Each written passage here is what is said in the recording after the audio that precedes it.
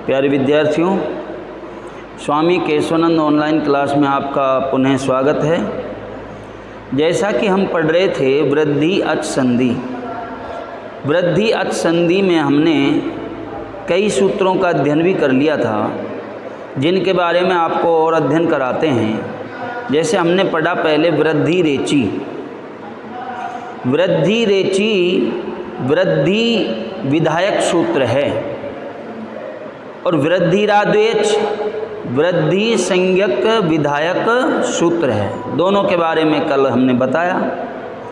ये सूत्र कहते क्या हैं? ये सूत्र कहते हैं कि यदि ए आ के बाद ए आई आए तो आई हो जाता है, और यदि ए आ के बाद ओ औ आए तो औ हो जाता है। विद्यार्थियों, हमने आगे पढ़ा अगला सूत्र एति एदति उत्सु। ये सूत्र कहता क्या है? यदि ए वर्ण के परे एति आवे, एदति आए, एदते भी मिल जाता है, उठ या ऊहे मिल जाए तो वहाँ पर वृद्धि आदेश हो जाता है। होना चाहिए था। ध्यान दीजिए, ये गुण संधि के अपवाद भी बताए थे। इसमें कुछ उदाहरण मैंने कल वीडियो में मैंने आपको ये अपवाद भी बताए थे। कौन सा उदाहरण, कौन सी संधि का अपवाद है? ए वर्ण के परे यदि एति आवे, एदति आवे, ऊहे आवे, उठे आवे तो वहाँ पर वृद्धि आदेश हो जाता है। वृद्धि आदेश हो जाता है। अब अगला सूत्र हमने पढ़ा अक्षात ऊहिन्याम उपसंख्यानम। अक्ष के बाद ऊहिनी शब्द हो, अक्ष के परे, अक्ष शब्द के परे ऊहिनी शब्द होने पर वहाँ पर वृद्धि होगी, यानी वृद्धि आदेश होगा। कौन सा आदेश? वृद्धि आदेश होगा। ठीक है, ये गुण संधि का अपवाद था, मैंने आपको पहले समझा दिया था। अक्षात ऊहिन्याम उपसंख्यानम, ये सूत्र कहता है कि अक्ष शब्द के परे ऊहिनी शब्द होने पर वृद्धि संधि होगी। गुण संधि का अपवाद था, देख लेना आप। गुण संधि आपने पहले ही पढ़ रखी है, मैंने अध्ययन भी करवा दिया उसका। इसके बाद हमने पढ़ा प्रात, ऊहे, उड, उडी, एस, एस, शेषु। ये सूत्र पढ़ा था। प्रात, ऊहे, उड, उडी, एस, एस, शेषु। ये सूत्र कहता क्या है? प्रय उपसर्ग के परे, प्रय उपसर्ग के परे यदि ऊहे आए, उड आवे, उडी आवे, ध्यान दें, ऊहे, उड, उडी, एस या एस से आए तो वहाँ पर वृद्धि आदेश होता है। यहाँ तक का बच्चों हमने अध्ययन कर लिया था। अब अध्ययन करते हैं वृद्धि संधि में अन्य और सूत्र भी हैं जिनका आपको भली भांति अध्ययन करना है। देखिए, संधि का टॉपिक है हमारा, और संधि में हम पढ़ रहे थे अच संधि। कौन सी संधि? अच संधि। ध्यान दें, अच संधि का भेद था, भेद बताए थे मैंने 8, जिसमें से हम चल रहे थे वृद्धि अच संधि पर। वृद्धि अच संधि में जो सूत्र पढ़े मैंने अभी अभी आपको बताया। आज हम पहला सूत्र पढ़ेंगे ऋते च तृतीया समासे। ऋते च तृतीया समासे सूत्र क्या कहता है? ध्यान दो। ऋते च तृतीया समासे सूत्र कहता है, बोर्ड पर ध्यान होना चाहिए, तृतीय समास की दशा में। कौन सी समास की दशा में? तृतीय समास की दशा में। ऐसा समास जिसमें तृतीया समास हो, और तृतीया समास होता है मात्र तत्पुरुष समास में। होता है कि नहीं होता? तृतीया तत्पुरुष समास बताया था मैंने आपको। जब तृतीया तत्पुरुष समास की दशा हो और ए वर्ण के परे, ए वर्ण के परे रित शब्द का रिकार होता है, या तो रित आ जाए और रित का या कोई रिकार हो, ठीक है, या ध्यान दें ए वर्ण के परे रित शब्द का रिकार होता है तो अकार तथा रिकार के स्थान पर, अकार तथा रिकार के स्थान पर वृद्धि आदेश होता है। ये भली भांति समझना है। अभी बहुत से बच्चे ये नहीं जानते अकार तथा रिकार क्या है। ये अकार और रिकार समझिए। जैसे ये ए वर्ण है, ए वर्ण है, ए को हम बोल देते हैं अकार, और ये री वर्ण है री, तो इसको हम बोल देते हैं रिकार। तो कहने का मतलब ये है प्रथम पद के अंत में ए हो और दूसरे पद के प्रारंभ में री हो, तो ए को बोल दिया हमने अकार और री को बोल दिया रिकार। अब जैसे ते को हम बोलेंगे तो इसको क्या कह सकते हैं हम, तकार। समझ गए ना? तो ये समझने का फेर है, ठीक है। अब समझिए दोबारा से, तृतीय समास की दशा में ए वर्ण के परे, तृतीय समास की दशा में ए वर्ण के परे रित शब्द का रिकार होता है तो अकार और रिकार के स्थान पर वृद्धि आदेश होता है। कौन सा आदेश? वृद्धि आदेश। यह सूत्र भी गुण संधि का अपवाद है बच्चों, गुण संधि का अपवाद। यहाँ जो चलेंगे ये जो सारे के सारे जो सूत्र लिख रहे हैं ये सभी गुण संधि के अपवाद हैं। लेकिन ऐसा सूत्र आ जाए, ध्यान दें, ऐसा उदाहरण आ जाए तो यही सूत्र लागू होंगे इन उदाहरणों में। क्यों? क्योंकि ये सूत्र बताता है ऋते च तृतीया समास से। सूत्र क्या कहता है? तृतीय समास की दशा में ए वर्ण के परे रित शब्द का रिकार होता है तो अकार और रिकार के स्थान पर वृद्धि आदेश हो जाता है। यही बात मैं पुनः बता रहा हूँ, सुनिए। अब देखो समझने का फेर है। सुख रित है, सुख रित है, इसमें तृतीय समास है। सुखेन रित है, सुखेन रित है, इसका तृतीय तत्पुरुष समास है। सुखेन रित है, तृतीय विभक्ति लगाई। जिसमें तृतीय विभक्ति लग जाए तो वो कौन सा समास? तृतीय तत्पुरुष समास। तो यहाँ पे समझने के लिए यहाँ से देखिए, जैसे मैंने यहाँ पे लिखा सुखेन रित है। अब इसमें कौन सी विभक्ति है? सुखेन में तृतीय विभक्ति है। कौन सी है? तृतीय। ऐसे ही दुख रित है का होगा दुखेन रित है, दुखेन रित है।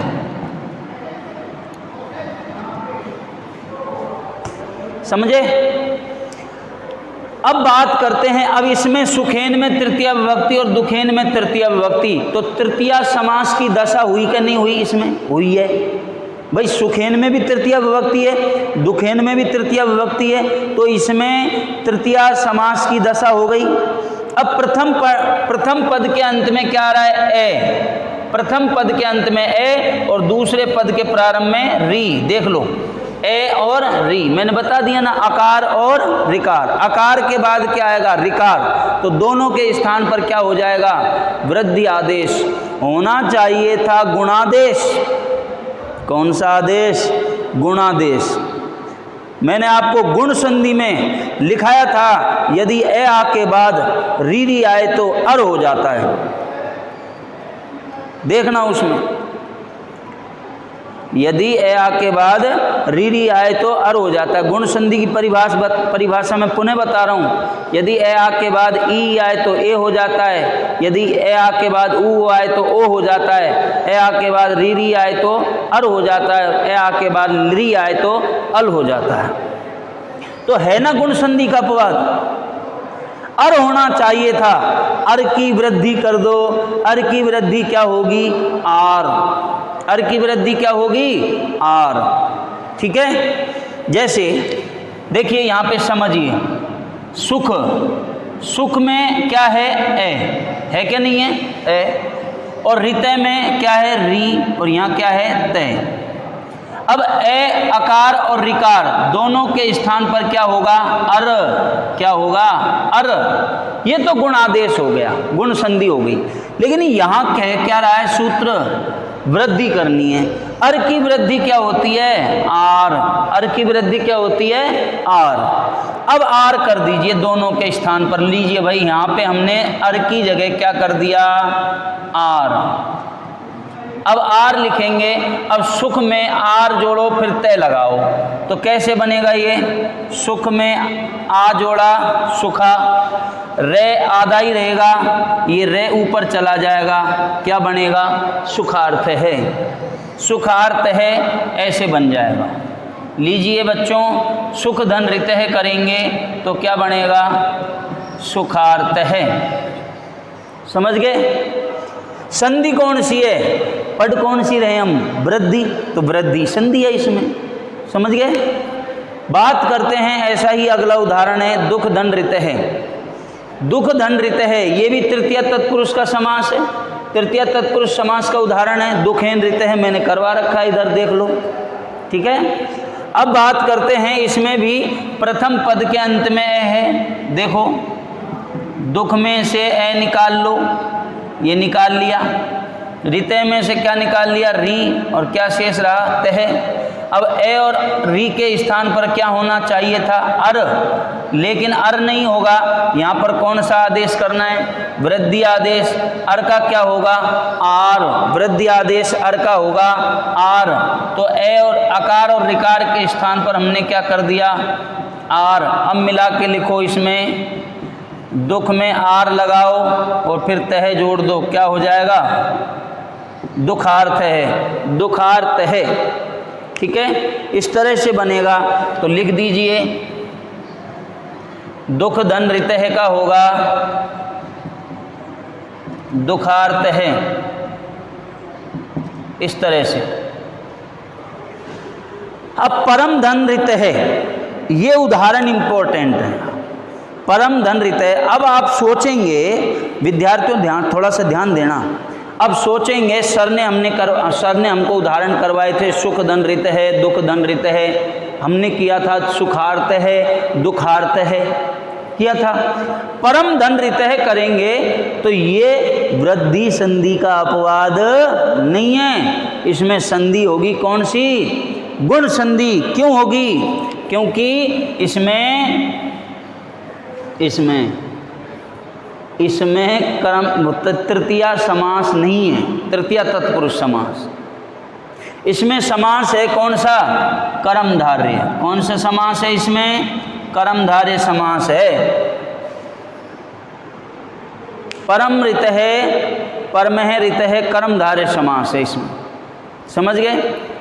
अब यहाँ पे जब कर्मधारय की तो कोई बात ही नहीं हो रही, यहाँ बात हो रही है जब तृतीया तत्पुरुष समास की दशा हो, यानी तृतीया विभक्ति लगे। अब सुख में कौन सी विभक्ति लग रही थी, तृतीया, सुखेन रित है, दुखेन रित है, तो यहाँ तो हो जाएगी आपकी वृद्धि संधि इन दोनों उदाहरणों में। अब परमह धन रित है, ये उदाहरण गुण संधि का ही है, इस सूत्र को यह उदाहरण फॉलो नहीं करता है, इसलिए इसमें संधि होगी कौन सी, गुण संधि। अब देखो, परम धन रित करेंगे, परम में से हमने क्या निकाल लिया, परम में से हमने निकाल लिया ए, और रिते में से क्या निकाल लिया, री और तह। दोनों के स्थान पर क्या होएगा, अर। अब अर ही रखना है हमें, क्यों वृद्धि नहीं करनी। अब अर होगा जब कौन सी संधि होगी, गुण संधि, तो अर ही करना है। यहाँ दोनों के स्थान पर, अकार और रिकार के स्थान पर अर लिख देना है, आर नहीं करना, ध्यान रखो, अर। अब इसको मिला के लिखेंगे, परम ए पूरा में पूरा हो गया, एक ही मात्रा इसमें चली गई, और तय में ऊपर रह चला गया, क्या बनेगा, परमर्थ है। लिख दीजिए, परम धन रित है, परमर्थ है।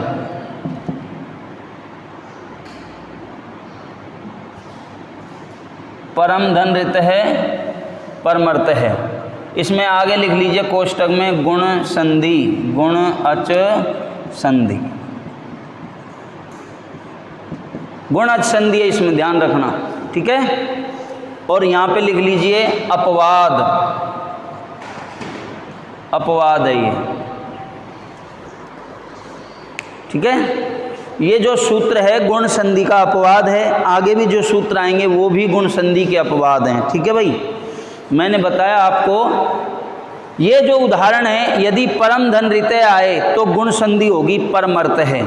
सुख धन रित आए, सुखार्थ है, वृद्धि संधि होगी। दुख धन रित आए तो दुखार्थ है, वृद्धि अच्छ संधि होगी, ठीक है। अब विद्यार्थियों, हमने पहला सूत्र हमने पढ़ लिया। कौन सा सूत्र पढ़ा हमने, रिते च तृतीया समासे, ठीक है, समझ गए होंगे। अगला सूत्र क्या आ रहा है, प्रवत्स तरह कंबल वसारणे दशानाम ऋणे। इसको भी समझिए, समझने का अंतर है। देखो प्रत्येक बच्चे में दिमाग सेम होता है, समान होता है, लेकिन यूज करने का तरीका अलग अलग होता है। बहुत से बच्चे अलग जगह ध्यान दे देते हैं। यदि आपका ध्यान बोर्ड पे है तो आप प्रत्येक सूत्र को और उदाहरण को समझ जाएंगे। जैसे देखो, प्र वत्स तरह कंबल वसार्ण दशाणाम ऋणे, इसमें प्र आ रहा है कि नहीं आ रहा? देखो प्र, वत्स तरह, वत्स तर आ रहा है, कंबल भी आ रहा है, वसन भी आ रहा है, ऋण भी आ रहा है, ऋण, दस भी आ रहा है, 10, और उसके बाद ऋण आ रहा है, ऋण। ये दशानाम इसलिए दे रखा है, ये 2 से अधिक पद हैं, 2 से अधिक पद हैं। ये सूत्र क्या कहता है? देखो प्र वत्सतर, ये रहा कंबल, वसन, ऋण, 10 शब्दों के परे, परे का मतलब होता है बाद में, परे का मतलब क्या होता है? बाद में।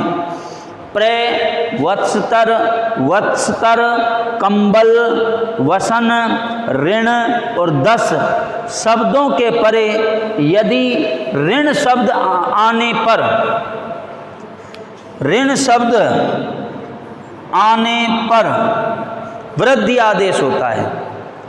ये सूत्र ये कहता है प्र वत्सतर कंबल वसन ऋण 10, इन शब्दों के बाद, इन शब्दों के बाद ऋण शब्द आने पर, कौन सा शब्द आने पर?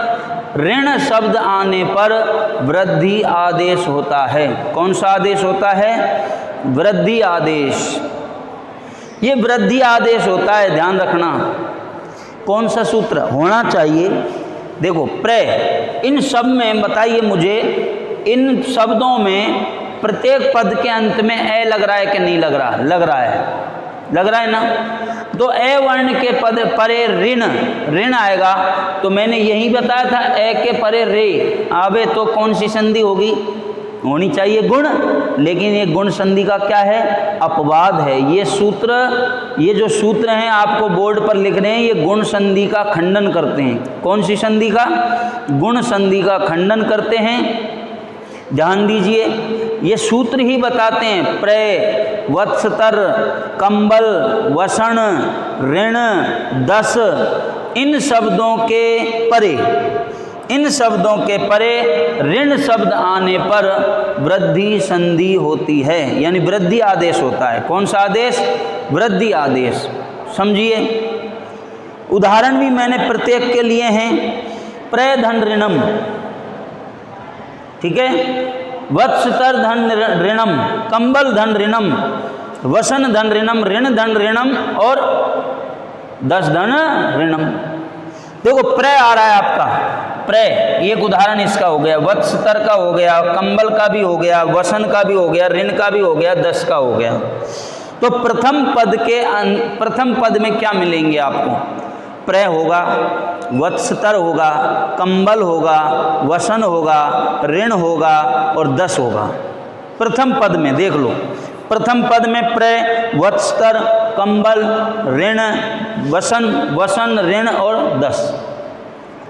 इन शब्दों के बाद में यदि ऋण आवे, ऋण, ऋण शब्द आए तो वृद्धि आदेश होता है। कौन सा आदेश? वृद्धि आदेश। सुनो अब देखिए, प्र और यहाँ पे क्या है? री ने में, प्र में क्या लग रहा है? ए। अब इसमें से क्या निकाल दूं मैं? ए। अब यही ऐसा ही समझ लीजिए, ऐसी बात बनी है कि नहीं?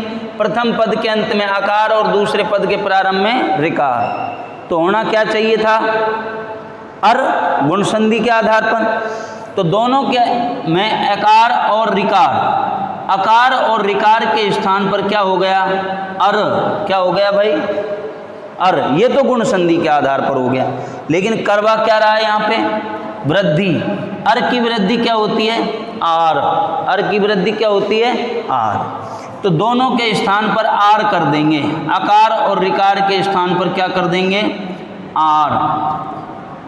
अब मिला दीजिए इसको, प्र में आ की मात्रा लगाओ, ये रे आधा रह जाएगा तो रे आधा ऊपर चला जाएगा। लीजिए भाई, ये ने लिख ही लिया और में अलंत, क्या बनेगा? प्रारणम। क्या बनेगा? प्रारणम।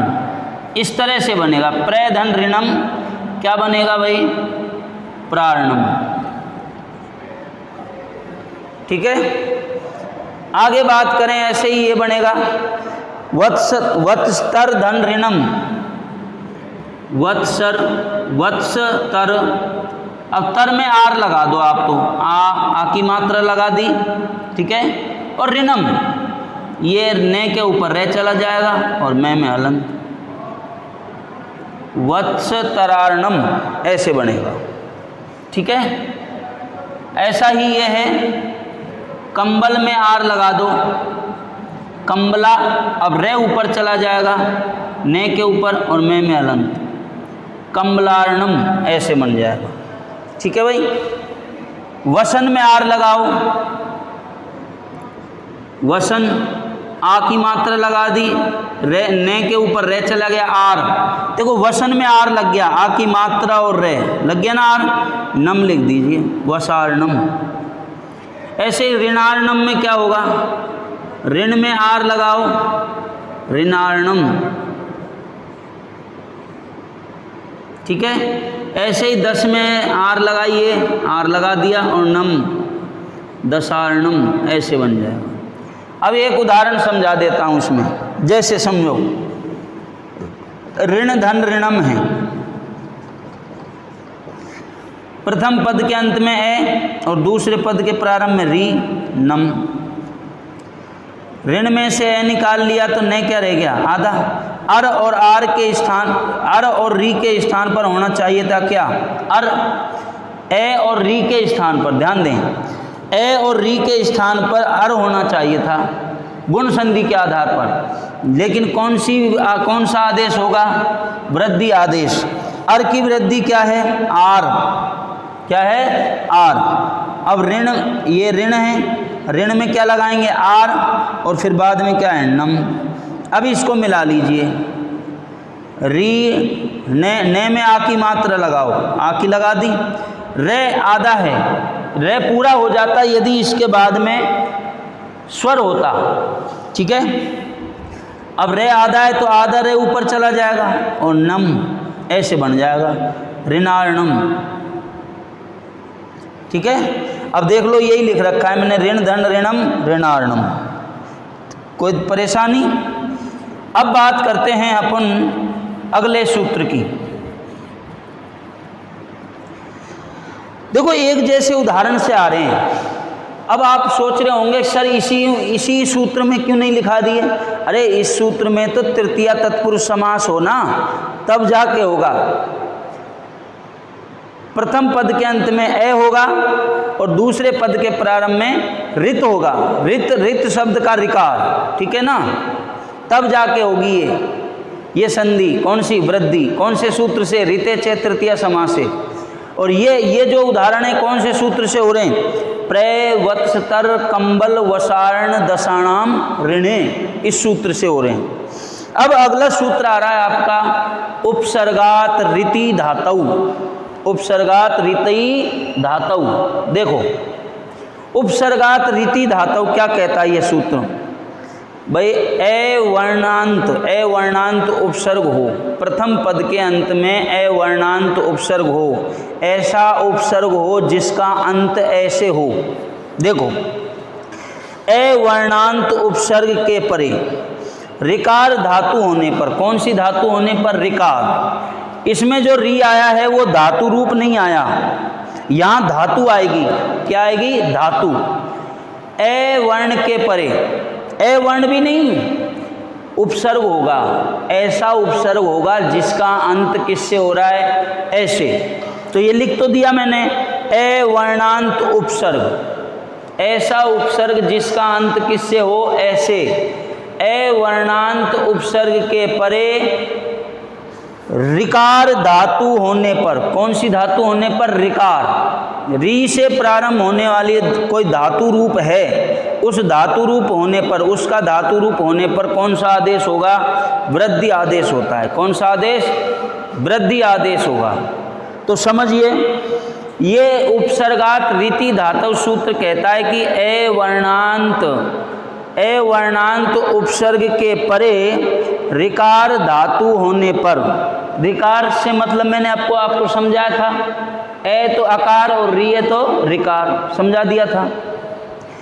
ध्यान दीजिए, उपसर्गात रीति धातु सूत्र कहता है कि यदि ए वर्णांत उपसर्ग के परे ऋकार धातु होने पर वृद्धि आदेश होता है। ठीक है, ए वर्णांत उपसर्ग के परे, ए वर्णांत उपसर्ग के परे ऋकार धातु होने पर, कैसी धातु होने पर? ऋकार धातु होने पर, यानी री से प्रारंभ होने वाली धातु, ऋकार धातु होने पर वृद्धि आदेश होता है। जैसे उपधन ऋक्षति, देखो ये उपसर्ग है कि नहीं है? उप है, और इसका अंत ऐसे हो रहा है कि नहीं हो रहा? हो रहा है। ये प्र उपसर्ग है कि नहीं है? प्र भी उपसर्ग है, इसका अंत ऐसे हो रहा है कि नहीं हो रहा? हो रहा है। तो उपसर्ग है, अंत क्या है, किससे हो रहा है? ऐसे। और ऋक्षति, ऋक्षति ये री से प्रारंभ होने वाली धातु रूप है कि नहीं है? तो यहाँ संधि, गुण संधि होनी चाहिए। कौन सी? गुण। लेकिन अपवाद, खंडन कर रहा है ये सूत्र कौन सी संधि का? गुण संधि का खंडन कर रहा है। देखो उप में से हमने क्या निकाल लिया? ए। ऋक्षति में से हमने क्या निकाले? री आदच्य क्षति, शेष रहा। ठीक है भाई। ए और री, अकार और ऋकार के स्थान पर होना चाहिए था अर, लेकिन कौन सा आदेश करवा रहा है ये? वृद्धि आदेश। अर का वृद्धि आदेश क्या होगा? अर की वृद्धि क्या होगी? आर। तो इन दोनों के स्थान पर आर कर देंगे, इन दोनों के स्थान पर आर लिखिए। उप में आ की मात्रा, रे आधा रह जाएगा, और रे आधा है जो यहाँ चला जाएगा, और ती ऐसे बनेगा। समझ गए? अगला उदाहरण, जैसे प्रे में से क्या निकाला हमने? ए, और ऋक्षति में से क्या निकाल दिया? री, क्षति बच गया। अब अकार और ऋकार के स्थान पर होना चाहिए था अर, और हो क्या गया? आर। क्यों? क्योंकि कौन सा आदेश कर रहा है? वृद्धि आदेश। अर की वृद्धि क्या होती है? आर। तो इन दोनों के स्थान पर क्या होएगा? आर। क्या होएगा भाई? आर। तो ये बन जाएगा आपका, प्रे में आ की मात्रा लगाओ, प्रे में आ की मात्रा लगाइए, और रे को ऊपर भेज दीजिए, लीजिए भाई, और क्षति ये जोड़ दिया, प्राक्षति। अब इनको मैं एक साथ लिख देता हूँ।